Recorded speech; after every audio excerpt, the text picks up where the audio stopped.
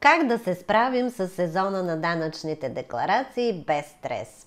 Данъчните декларации са задължителна част от живота на всеки счетоводител, но това не означава, че трябва да бъдат тежка и непосилна задача. Напротив, те могат да бъдат вълнуващо и полезно предизвикателство, което да ви помогне да развиете своите умения, знания и репутация. В това видео ще ви дам 5 проверени съвети, които ще ви помогнат да се справите с данъчните декларации без стрес и да се насладите на резултатите от своята работа. Тези съвети са базирани на моя собствен опит, както и на най-добрите практики и тенденции в счетоводната област. Следвайки ги, вие ще можете да подобрите своята ефективност, точност и професионализъм. Нека да започнем с първият съвет. Първо, изучете основните форми на данъчни декларации и техните приложения. Не можете да се справите с декларациите, ако не знаете какво правите. Затова е важно предварително да се запознаете с декларациите, които ще попълвате и подавате, и да разберете какво се крие за тях. Можете да посетите уебсайта на Националната агенция за приходите. Тук ще намерите образци на декларации и приложения, указания за тяхното попълване, сроковете и начините на подаване, както и друга полезна информация.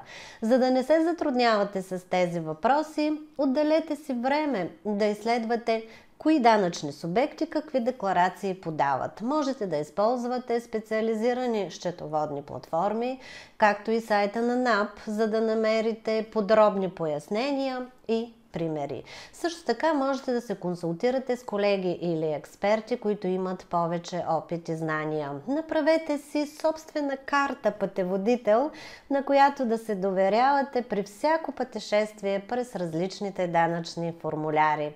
Разгадайте техните тайни и разберете какво точно се изисква да направите за успешното приключване на сезона на данъчните декларации. Второ, създайте система за организация на документите, която работи за вас. Една от най-големите трудности при данъчните декларации е търсенето на правилните данни и документи. Ако не сте организирани, ще загубите много време и нерви, докато ровите в хартиени или електронни папки, търсейки нужните счетоводни и други документи. Това не само ще ви забави, но и ще ви изложи на риск от грешки или пропуски, които могат да ви струват скъпо. За да избегнете този хаос, създайте система от файлове, която да се превърне във вашият най-добър приятел. Винаги на лице и готов да ви помогне. Разпределете документите според приоритетите и изискванията на всяка декларация. Например, можете да имате отделни папки за изплатени доходи на физически лица, за видовите приходи, за видовите разходи, за текущите и нетекущите активи и така нататък. Вътре в тях можете да подредите документи по ваши собствени критерии. С този пътеводител в ръцете си ще можете лесно да преминете през отделните папки и да намерите всичко, което ви е необходимо. Трето, бъдете винаги в крак с промените в законодателството и тенденциите в данъчното облагане. Данъчното законодателство е жив организъм, който се променя постоянно. Нови правила, нормативи, срокове, ставки и изключения се появяват редовно, а вие трябва да ги следите, за да не останете в задънена улица. Ако не сте информирани за промените, може да пропуснете важни детайли, които да повлияят на вашият данъчен статус, облагане, приспадане на авансови вноски или възстановяване на данъци. Също така може да изпуснете възможности за оптимизация на данъците, които да спестят пари или да донесат ползи. За да не се случва това, дръжте вашия компас в ръка, за да се движите в правилната посока, следейки за всяка промяна в законодателството. Бъдете в крак с новостите и се обучавайте за настоящите и бъдещите тенденции в данъчното облагане. Можете да използвате различни източници, като официални сайтове, специализирани платформи, блогове, форуми, подкасти и други. Въведете си в практиката навика редовно да преглеждате информацията за промени в законите.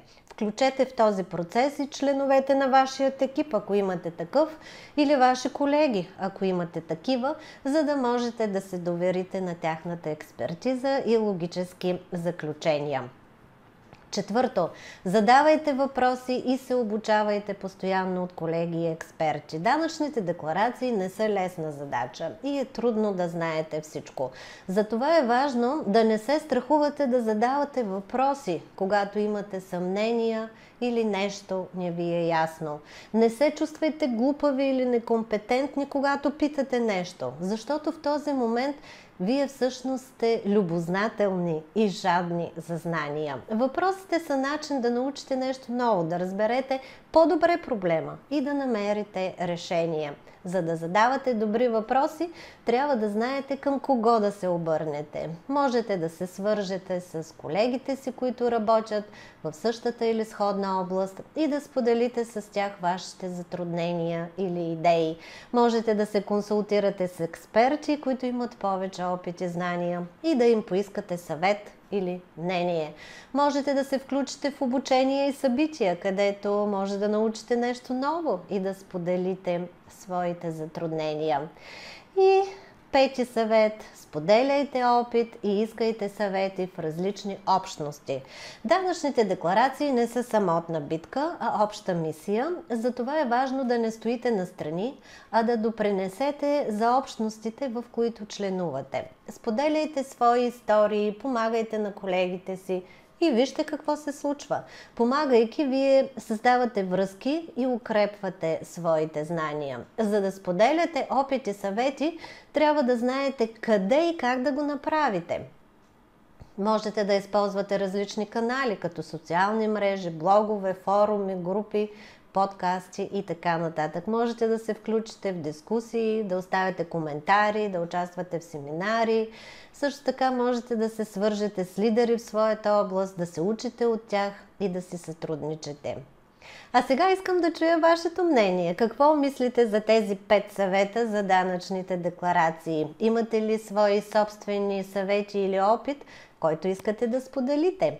Как се справяте с сезона на данъчните декларации без стрес? Пишете ми в коментарите отдолу, ще се радвам да прочета вашите мисли и да ви отговоря. Споделете тази публикация с ваши приятели и колеги, ако ви е била полезна. Пожелавам бърз професионален успех!